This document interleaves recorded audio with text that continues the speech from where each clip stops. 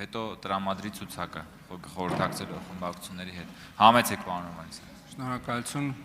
Պարոն Ղազինյան, մարդկային ինչ զգացողություններ եք ունեցել, երբ ձեր քաղաքական առաջնորդը թքածուներ մի կառույցի վրա, որտեղ որ դուք այդ օրերին աշխատում եք եւ հավանաբար շարունակել եք աշխատել։ Մի քիչ բարձր եթե կարելի է։ Հա, չլսվեց, եթե չլսվեց նորից կրկին։ Սկիզբի մասը լս։ Չէ, լսողությունս լավ է, ուղղակի ինչ մոտիկով խոսա։ Երկրորդ հարցս քանի որ այն հանձնաժողովը, որտեղ որ դուք առաջադրվել եք։ Ներողություն, ինչ զգացողություն եմ ունեցել, երբ որ առաջնորդը ինչ արել։ Ներողություն, պարոն Հովհաննիսյան, առաջին հարցը, ներողություն մի րոպե։ Պարոն Հովհաննիսյան, առաջին ամբողջությամբ կրկնեք ձեր հարցը, թե կարիք լինի է ժամանակը երկարացնել։ Շատ լավ, նորից կրկնում եմ։ Մարդկային զգացողություններ եք ունեցել մի կառույցում աշխատելուց, երբ որ ձեր քաղաքական թիմի առաջնորդը թքած է ունեցել այդ կառույցի վրա եւ հավանաբար շարունակել եք այդտեղ աշխատել։ Երկրորդ հարցս, քանի որ հանձնաժողովը առնչվում է մեր մարզերի եւ հոշորացված համայնքների հետ, խնդրում եմ ասեք, ձեր ասած 300,000 ադրբեջանցիներից քանիսն են արդեն մեր մարզերում եւ համայնքներում։ Խեմ ես հարցը տալիս, որովհետեւ ըստ ձեր ասած տրամաբանության 300,000 ադրբեջանցիների գալու, ըստ երևույթի արդեն մոտ մի 3,000-ը պետքա ստեղ լինեն։ Խնդրում եմ ասեք տվյալներ, թե որ մարզերում եք հանդիպել, որ քաղաքներում եք հանդիպել ադրբեջանցիներ։ Շնորհակալություն։ Շնորհակալություն։ Շատ վատ է, երբ որ Հայաստանի Հանրապետության ամենամեծ շատ աշխատատեղեր ունեցող ընկերության հետ կապված զարգացումներին չեք հետևել, բացատրեմ ինչու, որովհետև ես երևի մինիմում 10 անգամ անդրադարձել եմ այդ թքած լինելու թեմային։ Գիտեք,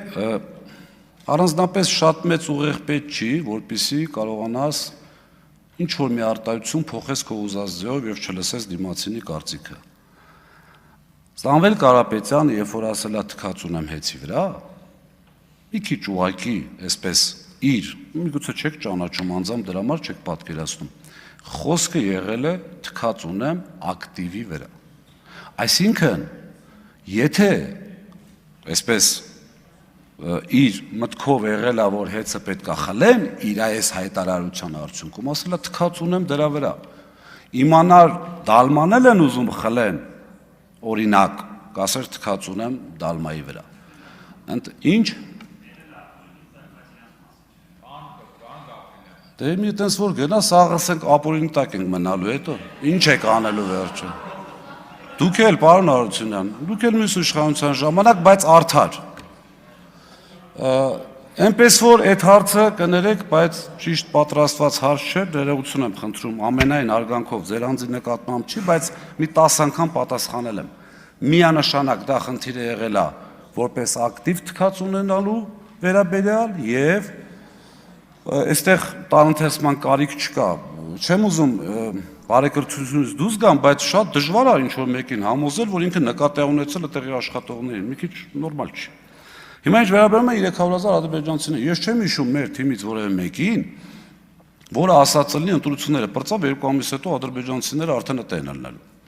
Ձեր համար հարգելի նախագահող, հարգելի գործընկերներ, խնդրում եմ տեղից չմեկնաբանել եւ չվիճել ելույթ ունեցողի հետ։ Պարոն Ղազինյան, ձեզ էլ խնդրում եմ դուք պատասխանեք հարց տվողին եւ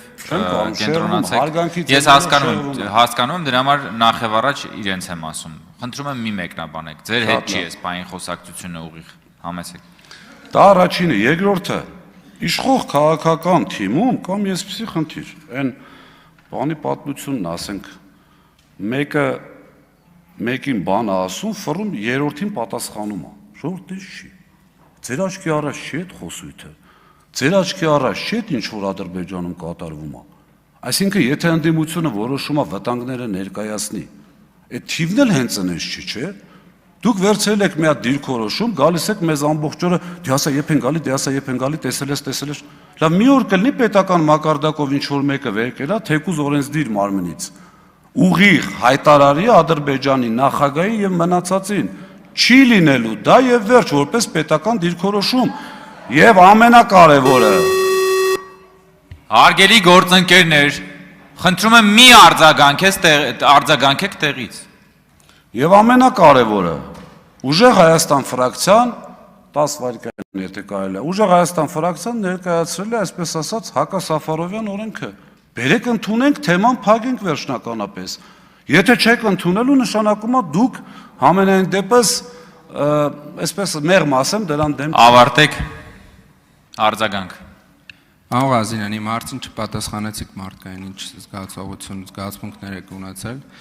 Այդ մասով լավ, ասեք ձեր ժամկետները, հայտարարել եք, դրանով պայմանավորված նաև ձայներ եք հավաքել, մարդիկ մեզ ասում են, ինչի համար մեզ ահաբեկեցին, այդ թեման բերեցին, բան sense դաշտ, ու դրանով պայմանավորված շատ մարդիկ օրինակ եկել են ձեզ ձայն են տվել։ Հիմա ձեր ասած տրամաբանությամբ, լավ, չեք ասում 2 ամիս հետո կամ մի ամիս հետո, գոնե առնվազն 3000-ը պետք է եկածս լինեին։ Եթե դուք ինչ-որ ժամանակ գիտեք, ասեք, որ այս ժամանակահատվածում կգան, կամ եկեք ասեք, խոստովանեք, դրա համար, չգիտեմ, ներողություն խնդրել է ինչքանով ասում ձեր ֆրակցիան, դրա համար իմ կարծիքով պետք է ներողություն խնդրեք, որ ժողովրդին ահաբեկելով ձայներ եք հավաքել։ Այսքանը շնորհակալություն։ Հենց որ վերջնականապես հասկանանք, որ չեն գալու, նաև օրենսդրական կարգավորումներով քննարկենք ինչպես անդրադառնանք մեր նախորդի հայտարարածին։ Դա մեկ։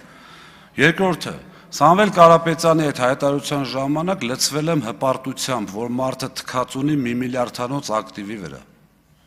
Շնորհակալություն։ Արայիկ Հարությունյան։ Շնորհակալություն, պարոն Ղազինյան։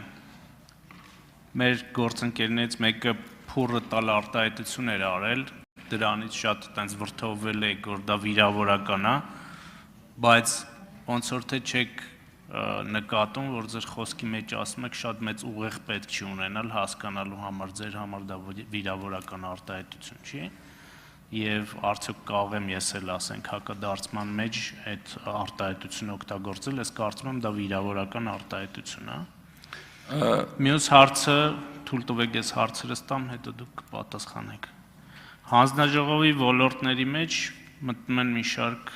հանձնաժողովի մեջ մի շարք ոլորտներ եւ գործառույթներ են մտնում։ Տարածքային կառավարում, վարչատարածքային բաժանում, տեղական ինքնակառավարում,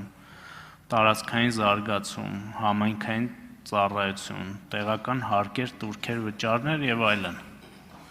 Ես նկատեցի, որ բացի էներգետիկայից դուք մնացած ոլորտների մասին թղթից եք կարդում։ Արդյոք ձեր առաջադրումը այս շատ կարևոր հանձնաժողովում խնդիր չի ստեղծելու հետագա գործառույթները ճիշտ իրականացնելիս։ Եվ ես ձեզ մի հարց եմ ուզում տալ, քանի որ նաև ժամանակին մինչև վերջերս եղել եմ ազգային փոքրամասնություններով հարցերով հանձնաժողովի նախագահ, կան չխոշորացված ազգային փոքրամասնություններով համայնքներ, որոնց դեպքում մենք ունենք պարտավորություններ իրենց ինքնությունը պահպանելու ելնելով չխոշորացնել, մի մասը խոշորացել է, բայց այլ հանգամանքներով, բայց այս համայնքները մնացել են եւ հիմա օրինակ նույն ծրագրեր իրականացնելիս կամ սուբվենցիաներ ստանալիս լրջագույն խնդիրներ են ունենում եւ կարծում եմ առաջիկա 5 տարիների լուծելիք հարցը ոնց եք տենում այս հարցի լուծումը։ Շնորհակալություն։ Ճիշտն ասած, ուղեղ չունենալու կամ ունենալու հարցը վերաբերում է նրան, որ ոչ թե հակառակ առումով ես ասում եմ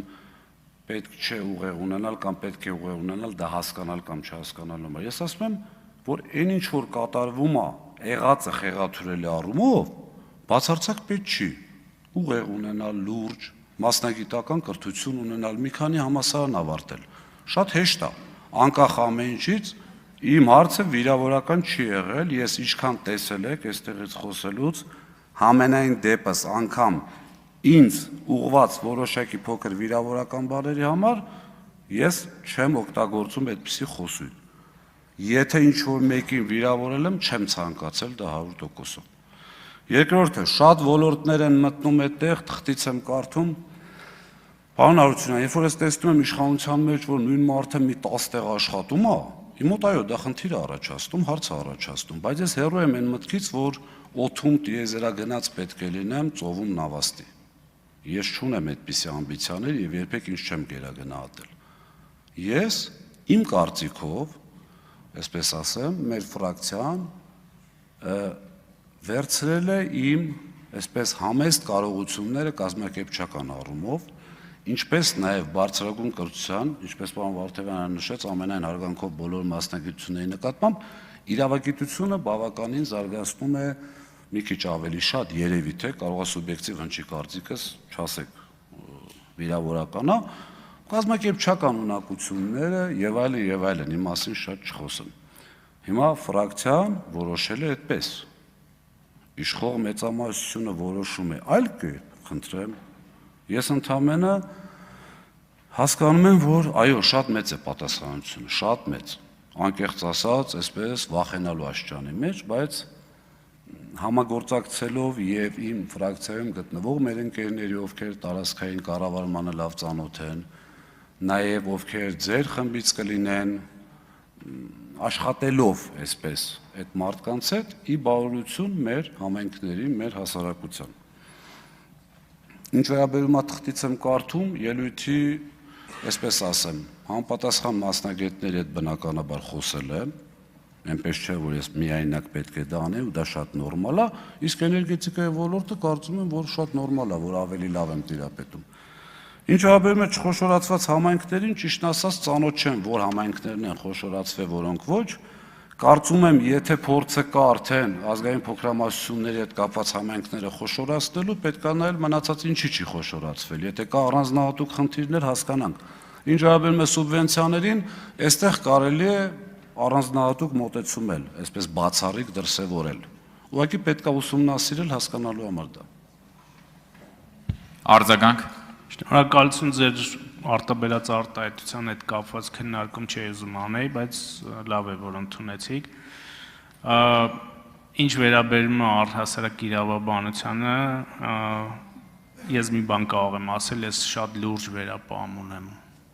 հայկական իրավաբանական դպրոցի հետ կապված, որովհետև կարծում եմ, որ մեր խնդիրների